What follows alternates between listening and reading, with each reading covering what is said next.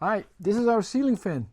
A perfect ventilator, perfect fan to use in your caravan awning. You can fix it on a roof pole. Ideal item. I'll show you how it works. You got the blades. You got the Velcro to mount the fan to the roof pole.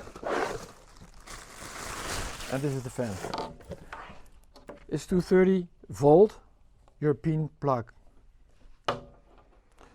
The power cable is quite long, so after you mount it in your awning, there's enough power cable to go over the pole to the side to the power plug. But first we have to place the blades. This is quite easy. On the side there's an opening. Just fix like this, click, and it's ready.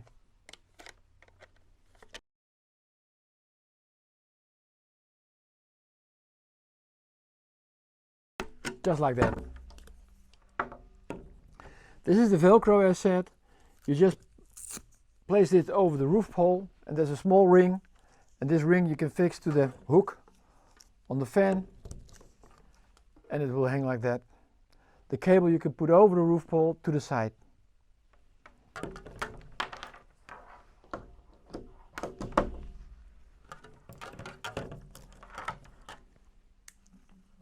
And there he goes.